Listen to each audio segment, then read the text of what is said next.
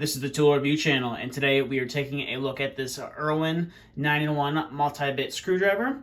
Now, if you've been around the channel, you may have seen something similar to this before that I previously reviewed, and you would be correct. It is the Lenox 9-in-1 screwdriver, their 9-in-1 multi-bit screwdriver.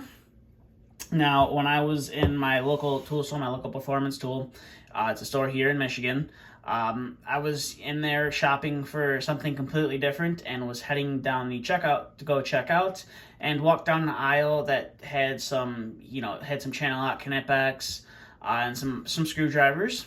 And I saw this guy caught my eye, and I thought to myself, I feel like I've seen that screwdriver somewhere before. And I was correct. It is pretty much identical to the Lenox version of it. So I figured I'd pick it up and, see how it's different, or see how it compares to the Lenox version. Now, I'm almost positive that they both come out of the same factory. One takes the left and the other takes the right, and it becomes, a Lenox and an Irwin.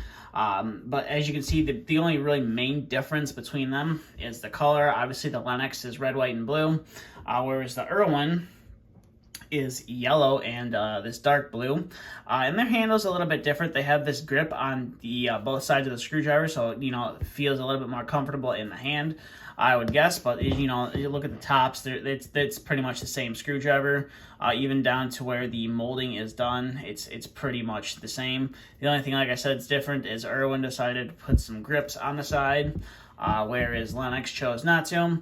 But if you didn't check out the review of the Lenox 9-in-1, I'll take you through the Irwin 9-in-1. So we'll start taking a look at the bits this guy has to offer. So this is your Phillips number 2 and your 1/4-inch slotted, or a lot of people call them flatheads.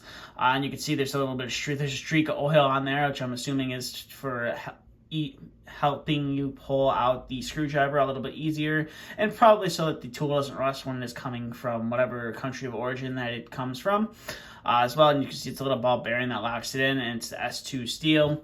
And then you have your 5/16 nut driver. Now that is not magnetic, but it's going to work in a pinch. As you can see right there, it'll hold the screw in fairly well. It's just a self-tapping screw. Fairly common in the trade that I work in.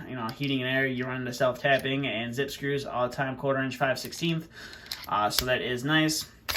And then you just pull out the bit and flip it around to get to your other bits as well. Now this is a 3/8 nut driver right there. I don't have any 3/8 screws. Not something I really run into a lot. Yes, you're going to run into them in the heating and air field, but I just don't have any, 3/8 screws just chilling around here.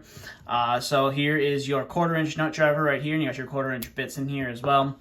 So this is going to be your Phillips number 1 and your 3/16 slotted. And then obviously this is, your 1/4-inch nut driver right there. And as you can see, the 1/4-inch screws, zip screws and stuff like that fit relatively nice in there. And then you have your, which I believe are Robinson, or your square bits right here. You have a Robinson 1 and a Robinson 2. We'll take a look at those right there. Flip it around the right way, but you can see right there, you got your screws right there for your square bits right there. And then, pretty much the same as the Lenox. Now, if you did watch my Lenox review of this screwdriver, I did switch one of my bits out with a Klein bit, just, to make it more of a HVAC 9-in-1. So that's really about it for this Irwin. It's not very common. I really didn't even know that it existed. I only thought that there was, a Lenox screwdriver, and I thought this was their design. I didn't really know Irwin had one until I was in my, like I said, my local tool store, and just happened to see this on the shelf, and, thought it looked awfully similar to something that I already owned. So that's the main reason why I picked it up, and as you can see from this video, it is pretty much identical to the Lenox version as well. So I'm kind of curious to see if this is just, an OEM tool, or there's just some company that produces it, and, companies like Lenox and Irwin, maybe change it up just a slight, like the Irwin, change it up a little bit different, and just put their names on it and sell it as their own. So it would be nice to find out who the manufacturer is and see what other companies have this under their tool line. But these are the two that I found so far, and they also are relatively the same price, depending. The Lenox retails anywhere from $10 to $15, and then the Irwin's pretty much the same as well. You're looking maybe $5 more, so you're looking like $15 to $20. I believe I paid $15 for mine. So they're definitely a nice alternative to the more expensive multi-bit screwdrivers like your Klein and your Wias. So that has, that's something that I kind of liked about the Lenox is, it's a fairly inexpensive multi-bit screwdriver, and it's got everything that I need to get my job done.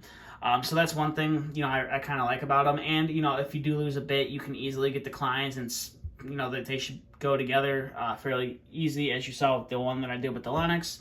But that's really about all I have to say, and that's really about it for this video. So I'll try to leave a few links down in the description. I'm going to see if I can find the product page for Irwin on this guy. So if you want to learn some more information about it, you can go ahead and do that. And then I'll try to find some retailers that sell this, because it's not very popular for in-store retailers. Like the Lenox, you can easily find at your local Lowe's, or if you have a Menards, you can easily find it there. But the Irwin, I've never seen it in stores. Like I said, I just happened to see it in my local tool store.